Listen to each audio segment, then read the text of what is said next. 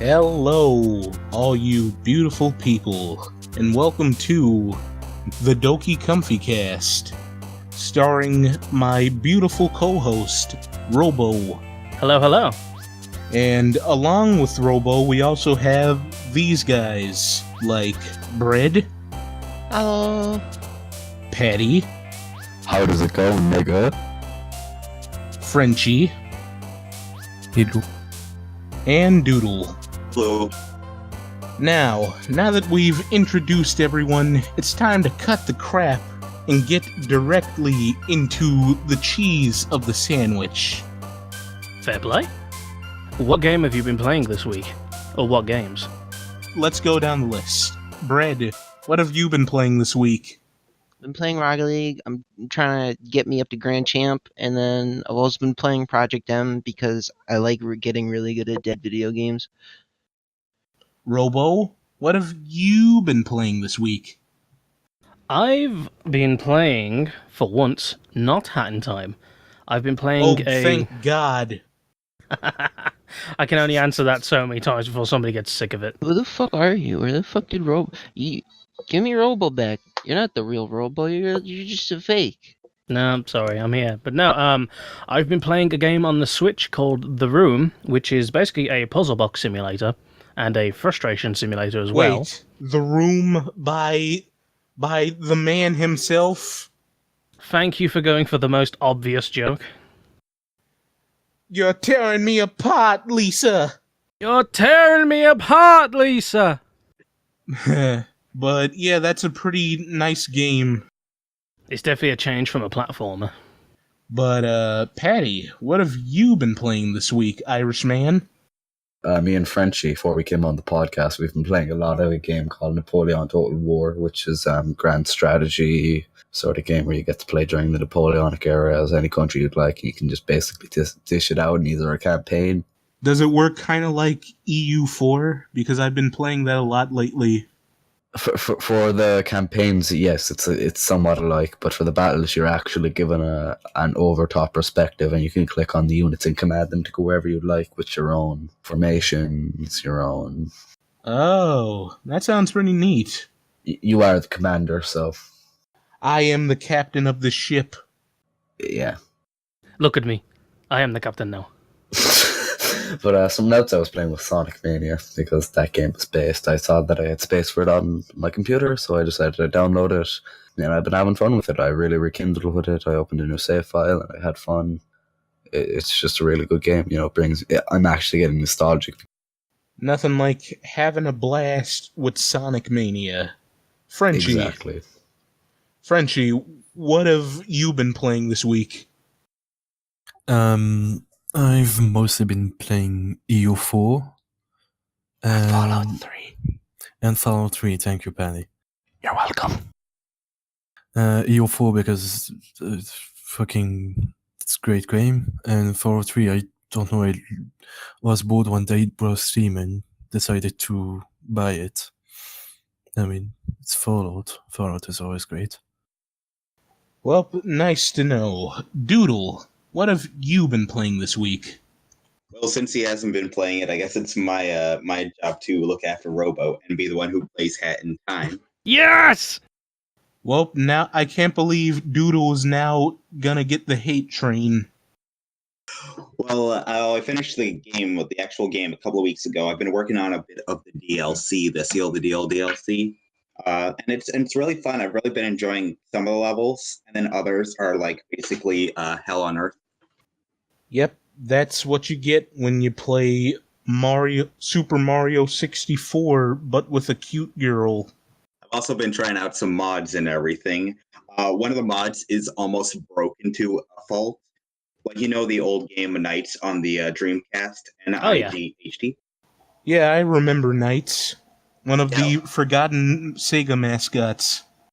Yeah, well, there's a cap mod that allows you to fly as knights, and it lets you rise up, but it's so broken that there's actually no limit, so you can keep rising past the skybox. I haven't found a limit, and you can just go outside of like the intended areas of the game. It's super broken. So it's like just a non-limited version of the wing cap? Pretty much, yeah. Pretty neat.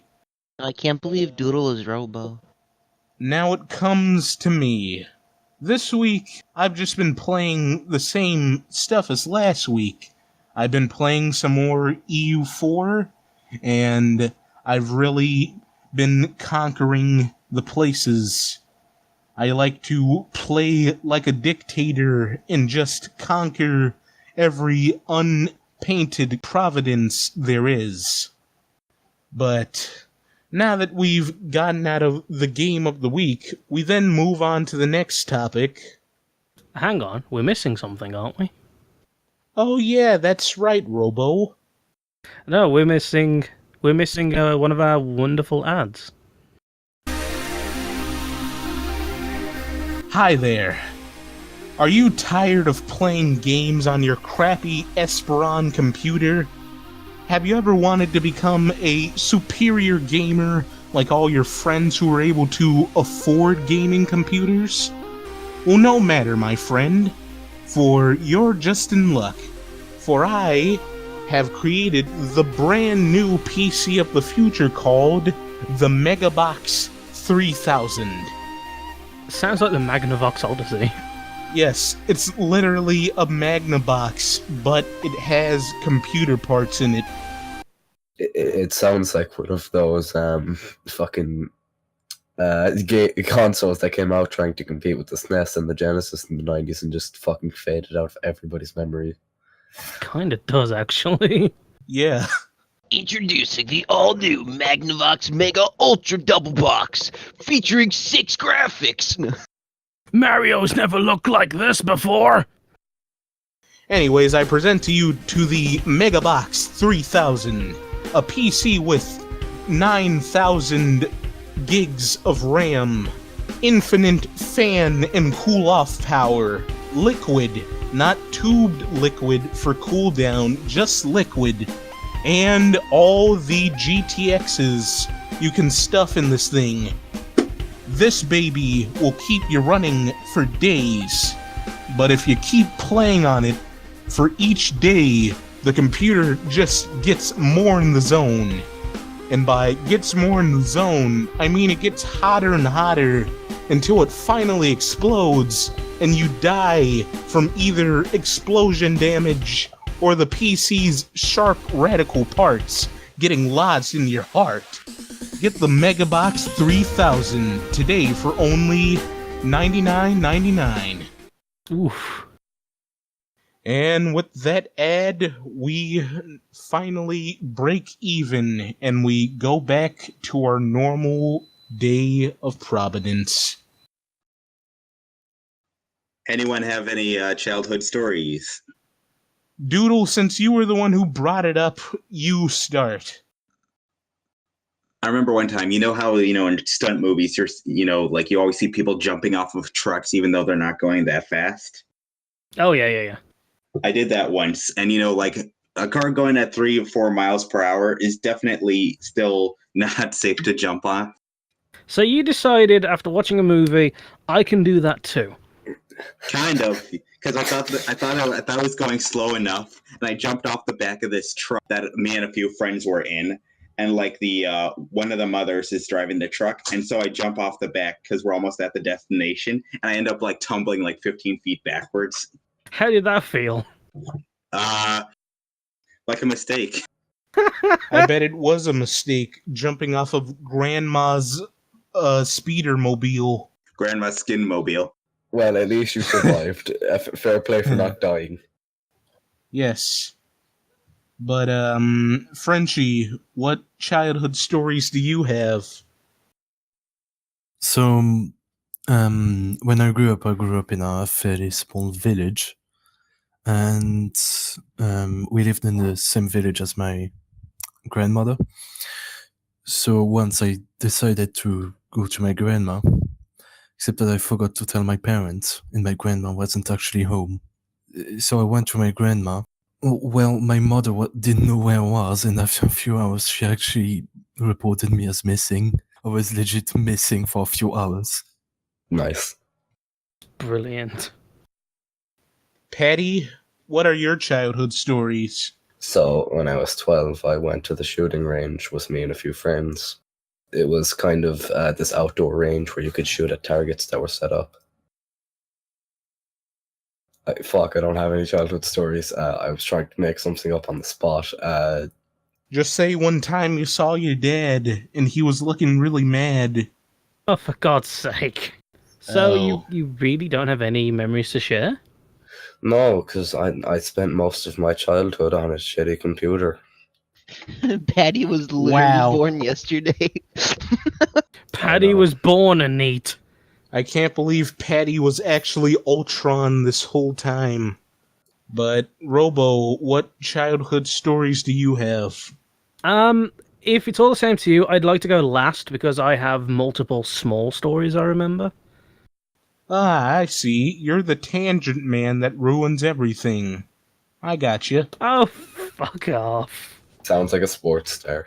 Don't worry, bud. I love you. Bread. Any childhood stories? Oh yeah, I got a ton. I don't know, which one do you guys want to hear about? The time I almost lost my eye? The time I ate cock? There you go. Excuse me, what? Hang on, what? What the fuck? What?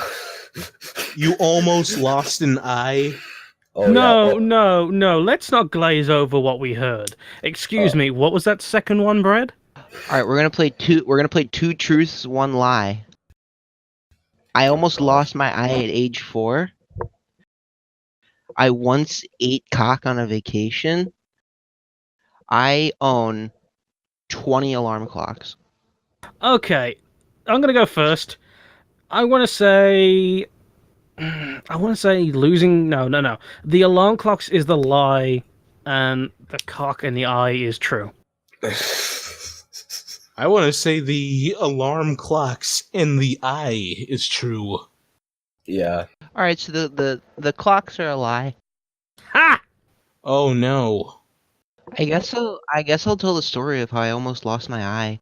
I was like age 2, right? And I was over one of my godmother's house, and she had this dog with a spiked collar on it. I forget her name. I was walking around on the floor just like doing toddler things, playing with the dog because I fucking love dogs, right? But the dog like whipped its head around and its collar scraped and like dug into right under my eye and just swiped clean under it, No. completely open. Keep in mind I'm 2 years old, so my mom is like a fresh mom, and I'm also the firstborn. So my mom is like freaking out. I went to the hospital. I think I got 9 stitches, and I have this really cool scar underneath my eye. Jesus. Was it worth it for the scar? Yeah, it makes me look cool. Dear Lord. Alright, I feel like I should talk about the cock story just because, like... We can't ignore that. I'm sorry, you Yeah. can't bring that up and glaze over it. We You can't ignore it, that. man. No. It has to be done. Yes, Robo weekend. It has to be done. Okay, so I was on a cruise ship. I was on a Carnival cruise ship, and we went to one of them uncharted islands. The island had like a bunch of manta rays and stingrays, so I basically went and took a picture with a manta ray. I kissed the barb and I kissed the tail, and I got to hang out with one. So the guy, before we get to the island, like jumps off of the boat and just fucking like goes into the water in like full scuba gear, and I'm like, fucking okay, brother, whatever, fucking show off over here. He walks out of the water like to the beach like a fucking like sea squid man, and we're in front of a group of people, of course. He has one conch shell in his hand and another that's like empty. So he's like, "Who wants the empty conch shell?" And everybody's like, "I want a conch shell." And he takes one conch shell in his hand, bashes the tip of it into the other, rips out this fucking long piece of like organ or whatever from the conch that was inside the shell, and is like, "You have to eat this," and it like wiggles it. It's like it's like a foot long, and it looks like a fucking like linguine. Everybody's like, being the fucking adventurous 12-year-old I am, I'm like, I want to do it. So I go up, I take it from him, and I slurp it down, chew it up, and swallow it. The guy looks to the crowd and says, "That is the phallic object of the conch. It is a delicacy." And so he hands me the conch, and I'm like, "What does phallic mean?" And mom's like, "I'll tell you when you roll it." I love it. Oh my god. And that was the story. I don't have the conch shell anymore. I threw it out, but it was cool. I mean, I was honestly worried about how that story was gonna go. Yes, so was Yeah, I thought that was gonna be on some Shadman stuff, but no, that was very lenient. Yeah. Let's move on. One time I forgot to mention when I was like 6, I ate chalk. Is that your childhood story? Great story, Paddy. Yeah. Good job. You did it. I was moved. I laughed. I cried. 2 thumbs up. But I guess that comes down to me. And me after you. I'm first because I'm the best and you're the worst. There was one time where back in kindergarten, we had this giant hill behind the school because the school I went to was a suburban school, meaning that it was like near the mountains and like forest area and stuff. And I remember whenever we went into the back for recess and it was like either winter time or something, we would always go down the hill by either rolling down it or just running down it. One time, I was at the top of the hill, and I was with some friends, and those friends said, "Hey, Fun, I dare you to roll down this mountain." For some reason, we called it a mountain, even though it was nowhere close. And I said, "Oh, I don't know about this. I don't want to." Despite not wanting to, I got pushed down the hill anyways. And with the way I rolled down and how fast I rolled down, I almost could have broken my bones. And there were like sticks at the bottom. Thankfully, at the bottom of my descent, there were no sticks, but it still hurt from how I was thrashing around, rolling down the hill like a block of cheese. A fun fact, going on about that last little bit, there actually is a festival where people chase a wheel of cheese down a fucking hill. Yeah, it's called the Cheese Rolling Festival. You were almost the human equivalent. You were almost the big cheese. That leaves us with Robo. Tell us your small fables, Uncle Robo. Alright, now sit down and fucking listen. So I have a few. Can I go to the bathroom? No, you can't. Now fuck off. No bathroom breaks. I really gotta go though. You should have thought about that before you got on this plane. Anyway. So the first one that really comes to mind, back when I was in secondary school, or elementary, I believe you fucking Americans call it. Me and our... We call it both. Oh, okay, well, me and my group of friends, we were kind of troublemakers. And we were sat in science class once. And me and my friend, we were like, hey, let's see how loud we can swear before the teacher notices. And, you know, me being me, I must have been about 15, 16 at the time, so this was literally a decade ago. Me and my friend were like, alright, let's do it. So, you know, we start, you know, fuck! Fuck! Fuck! Nothing. Not a blink from the teacher. So I turned to my friend and I mumbled under my breath, how the fuck has she not heard me? Immediately whips around, Anon, get out of this class. I was like, what? You heard that? I was like, yes, I was ignoring you to see if you'd stop. She has selective super hearing, Robo. It was like, oh, okay, fine. So I go out the classroom. I get brought back in later on anyway. So we get back to our work. We were sat at the back of the class next to the windows leading into the playground. And we hear one of the windows open. And we're like, what the fuck? Because the teacher's still at the front of the room. So we're like, why is that window opening? One of our friends is trying to climb in through the window to sneak into our lesson. Wow. We're quite clearly already on thin ice with this teacher, so we're like, we can't have this. We can't have him getting us into trouble. We did the most logical thing, and I want you to try and guess what this most logical thing was. You tried pushing him out the window. Fucking got it in one. We pushed him out the window. All you hear after I push him out the window is the dull thud of him hitting the ground, the teacher going, "What was that noise?" And then from outside, a very faint, "I'm alright." Like a scene out of a cartoon, you almost committed murder. Well, we're on the bottom, like we were on ground level, so he would have been fine. Oh, yeah. in that case... It's like Monty Python and the Holy Grail, just Robo pushing his friends out of the tall tower. And the last story I have. Oh god, this one's really good. This was way back when I was even younger. It was way back in primary school. I'm trying to remember how old I was. And we were sat in assembly because this was a Church of England school. So every morning we had to sing hymns, and our headmistress would play the piano. Mistress? Yes, the headmistress. Ooh. It was she, a woman, do so it things? wasn't a headmaster. Yes. Huh. God, you fucking perverts. Anyway. I know you're not talking.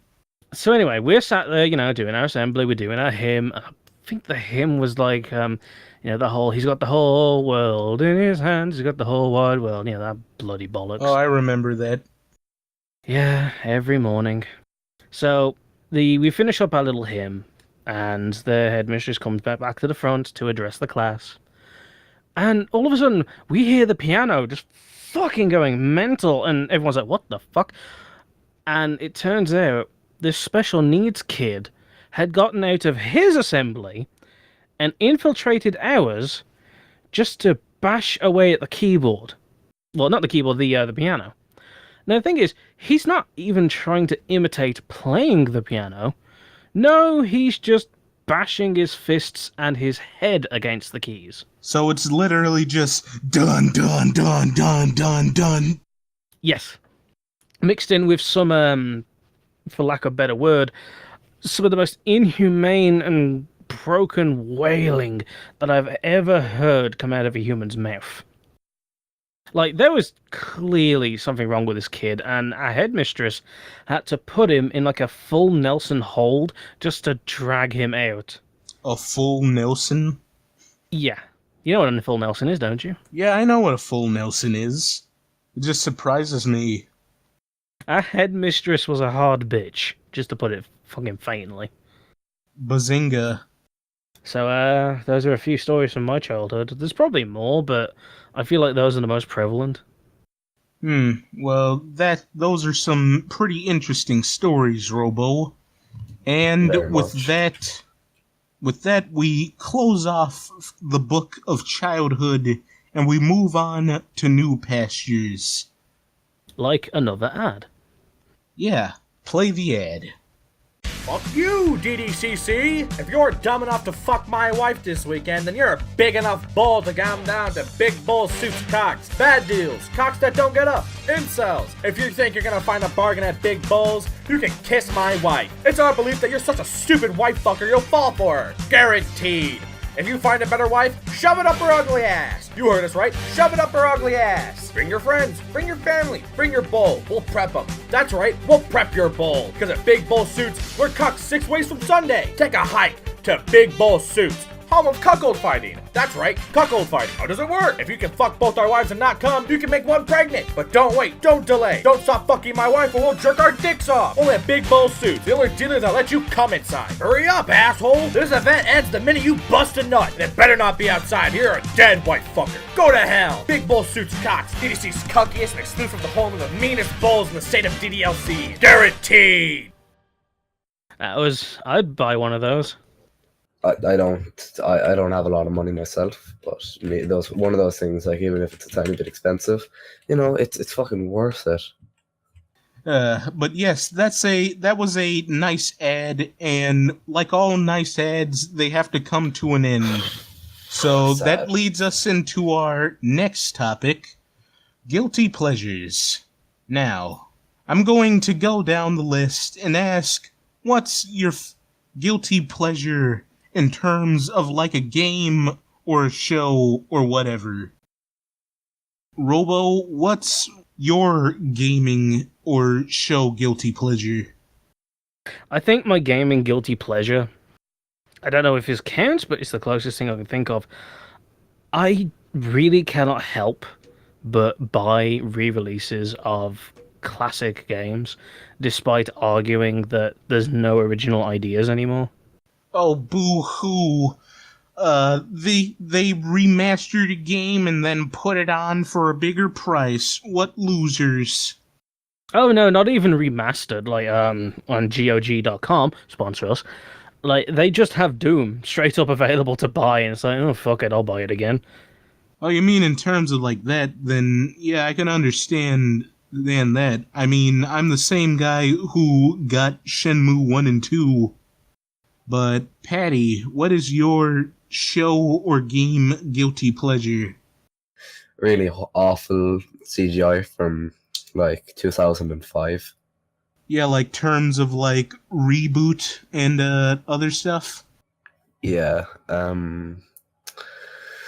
I think that's pretty charming. Like, it's got a charm to it because, you know, there's just a certain tired you get about this constantly pitch fucking perfect animation that everybody's striving for. It's like, you know, every once in a while you gotta deal with a little imperfection, and it has a fucking charm for it. Yeah, I can understand where you're coming from. Brad, what was your thing? I love Naruto. Get the Stage. fuck out. Get out of here, you normie plebeian.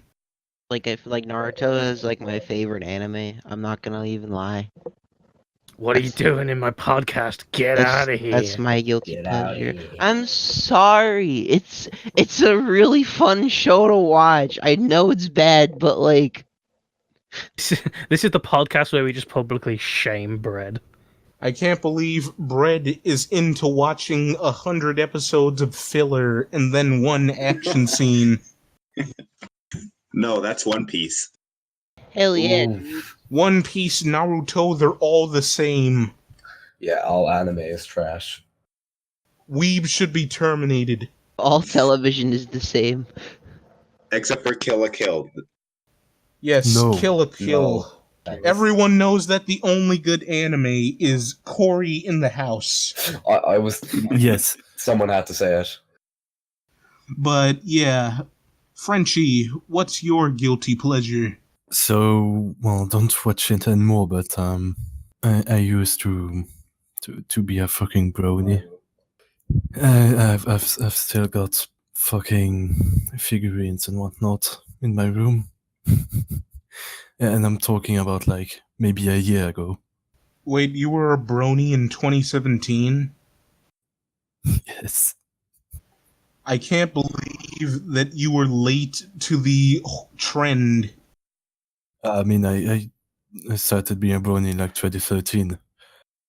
Oh, then in that case you weren't late. You were just on the end of it. On the end of the fucking autism. Yes, early 2010s was full of nothing but My Little Pony based autism. Doodle, what is your guilty pleasure?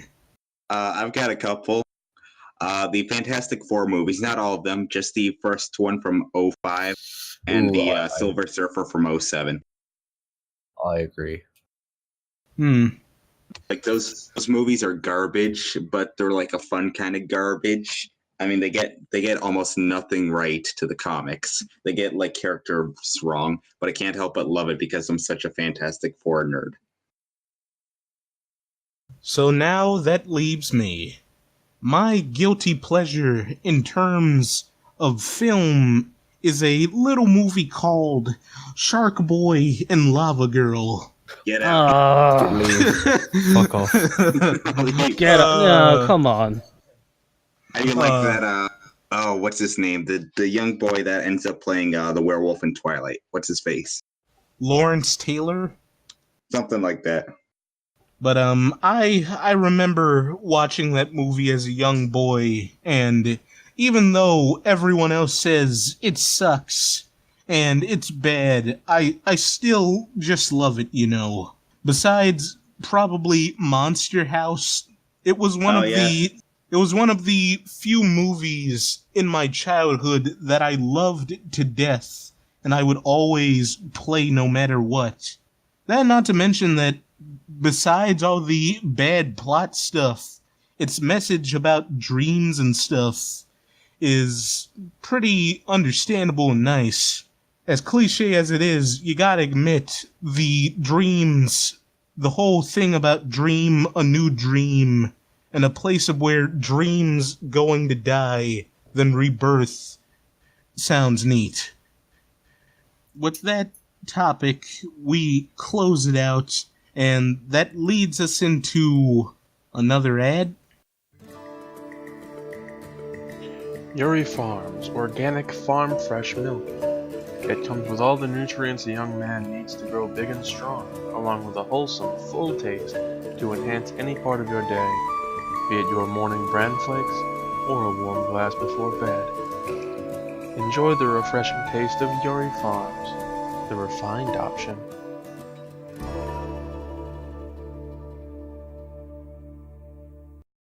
You know, this product really helped me regain my sex life. It turned me gay.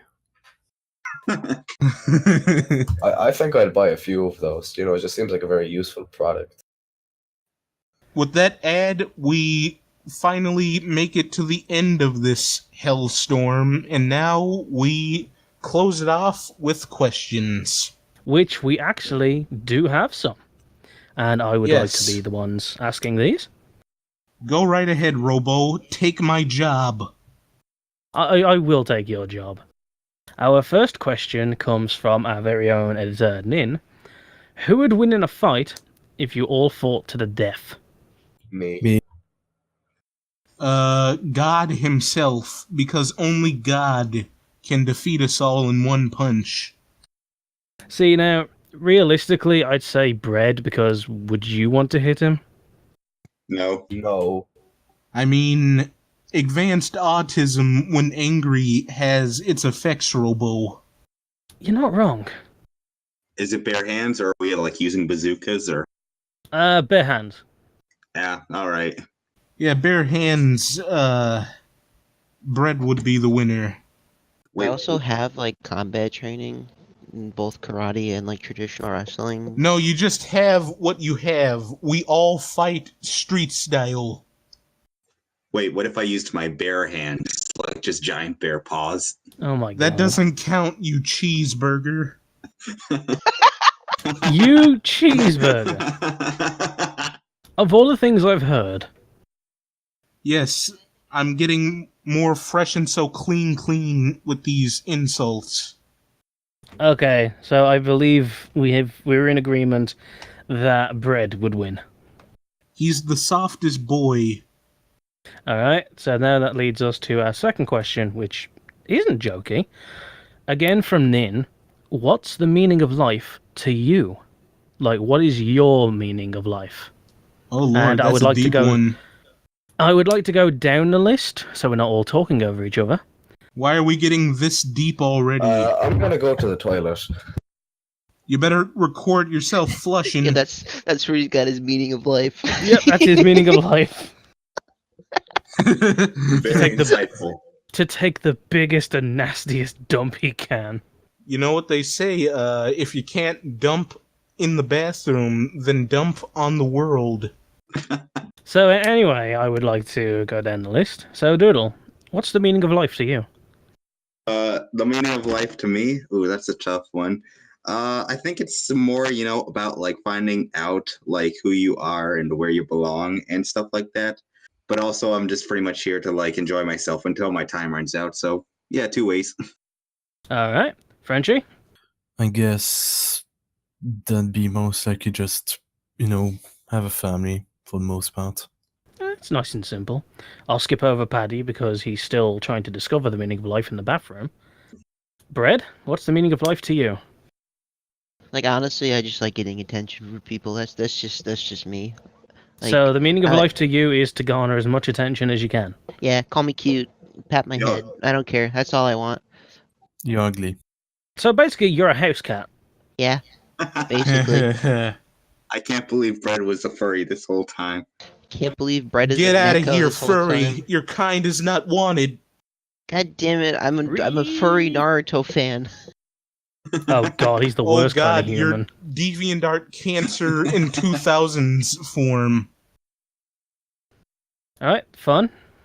Well, when it comes to the meaning of life, I believe that the meaning of life is simple. You exist, figure yourself out, find a job, find a house, find the love of your life, and then die. It's as simple as that, and while there are some more detailed steps on the way of that checklist, I just like to say that that's the fundamentals on how meaning is to you. That's, you know what, that is actually a pretty good answer. Well, whoa. I mean, like, who cares about socialness? You can just be on your own. You can be a hermit, and you can get that money. You can get that bread. I can't believe fun is Yoshikage Kira. Yes, Only without the hand I fetish. really love hands. He just wants to live a quiet life. Well, I gotta hand it to him.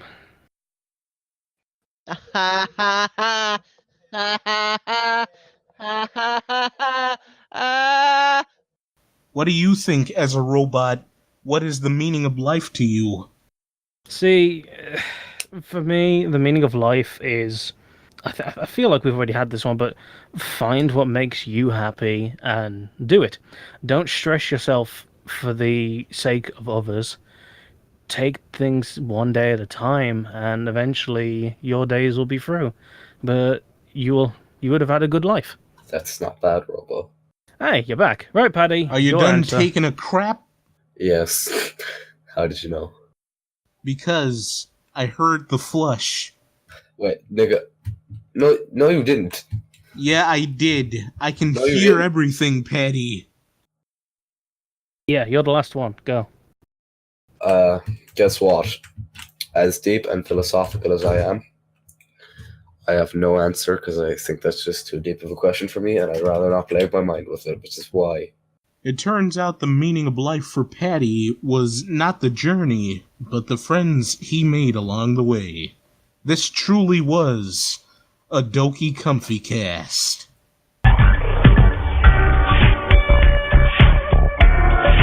Oh, wait. It was, but we have more questions. Yeah, that was the Michael Bay ending. Our next question is from Ark. I would like you to try and keep your answers somewhat short, but what is your favourite console of all time, and why? However, before you say a word, PC excluded. So, let's go down the list. Doodle. Oh, for me, well, I don't have too much to choose from because I haven't really played a whole lot of consoles growing up, but I still love the original Xbox just because of its game selection. Like, we got Not bad. Burnout, Max Payne, all the Max Paynes. Well, I mean the first two. You've got there's some pretty good side like retro game collections that came out on the Xbox. So yeah. Aye, it's not bad then. Somebody actually sticking up for the original Xbox. Frenchie, what's your favourite console and why? Probably the GameCube because, well, mainly of nostalgia reason, and fucking Pikmin is still my favorite game of all times. Oh, hell yeah. Good taste. Paddy, how about you? Well, so as Doodle said, it'd either be not the original Xbox, the Xbox 360 or the Nintendo Wii, because those were two of the first consoles that I had. And I have a My lot God, of you're memory. young. It's just I never really got into video gaming till those two came out, so whatever. But the problem was I have a lot of nostalgia, but I haven't touched those consoles in years. Like my Wii U, I don't know where my Wii is. and my Xbox are underneath the stairs, so I haven't touched them in a while. But still, the fucking memories I have on that, it just strikes a chord with me. And especially, I think that we had a lot of good games too. Yeah, a good answer. A very good answer, actually. Bread? Oh, hey, sorry about that. My favorite console is Nintendo 64. For just one reason, Kirby and the Crystal Shards. Also, I would love to stay, but unfortunately, I have to go. I didn't think the podcast was going to be this long. Oh, that's okay. That's all right, Bread. I had Have a a ton nice of fun. one, man. Goodbye to everyone in here. Goodbye to everyone watching the podcast. Gay. Okay, we got his answer. So anyway, fun. What is your favorite console and why? Yeah, that's a hard one. For me, it's a tie between the Nintendo 64 and the PlayStation 2. They were both very nice consoles that I owned in my childhood, and I have a lot of memories with them. The 64 with playing Super Mario 64 and Ken Griffey's Slugfest, and the PS2 with my days of Burnout Revenge and Soul Calibur 2. Not bad. And as for myself, I believe, God, this is the thing. I have multiple favorites, and if I honestly had to choose, I would have to say the Super Nintendo, mainly because it had an excellent library of games. It had the most comfortable controller for the time, and the inclusion of having the Super Game Boy as well meant I had the best of the Super Nintendo games, i.e. like Donkey Kong Country, Super Mario World, and F-Zero, but I also had all my Game Boy games as well, which I could play without having to replace batteries or needing one of those stupid bendy lights. I always hated those bendy lights. I might have not had the Game Boy, but I had the Game Boy Advance, and it was terrible with those bendy lights. Well, the bendy lights never helped because it was just before LEDs, so they caused more glare than anything else. Oh yeah, that reminds me. At some point on this podcast, I have to tell you guys why that I own a Game Boy Light from Japan. Why don't you tell us now? 'Cause we might run out of time. We don't run out of time here. We just get fed up. Anyway, I'll tell it if you want me to. Oh, go on, please. All right. So, back in the day, I was a young lad, and it was around the time where my good old Gramps was still alive. God rest his soul. At the time, I was very young, and he had returned from a trip around the world. It just so happened to be that one of the places he landed in during his world journey was Japan, and since he missed me, he decided to get me a Game Boy Light, and I absolutely loved it. He got me Tetris and a few other games with it, and it was pretty nice. It wasn't until about like a few years later where I would end up figuring out that the Game Boy Light is very rare, so I held on to it as much as I could, and now it's somewhere in my grandparents' house. I just need to find it. If you ever do find it, please give us some pictures, and maybe we can just slap them up in the description next time. Yeah, we had our funs and laughs here at the Comfy Cast, but now it's about time we shut it down before the police comes. So, Jesus. I would like to give a big thanks to my beautiful and nice co-host, Robonekro. Well, thank you for having me on, as always. And also to my guest, Bread. He's not here, but he hopefully when he listens to this, he knows that I've thanked him for his service. Thank you for having me on. Paddy, thank you for coming on, mate. You're a real class act. Yeah, you're welcome. Frenchie, I know you're not always up for this kind of stuff, but thanks for coming on. Nothing but silence. Try again, Paddy. French. I can't believe he became the Void. I think his mic broke at the end. Robo, I want you to become Frenchie. Hon. Merci for having me on. S'il vous plaît. Yeah, that's Frenchie. And I would also like to thank Doodle for finally making it on. Hey, glad to be here. And I would also like to give myself a thanks for existing. So, with all the thank yous issued out and the fruit baskets given, we'd like to say thanks for watching, and we'll be back never. Bye. We'll probably be back next week, if not. And hopefully next time we can have some returning guests, if we haven't already used up all of the people who wanted to be on. And hopefully next time we're a little more organized. But again, thank you for listening, and this was the Doki Comfy Cast. Bill Cosme touched me in the back room.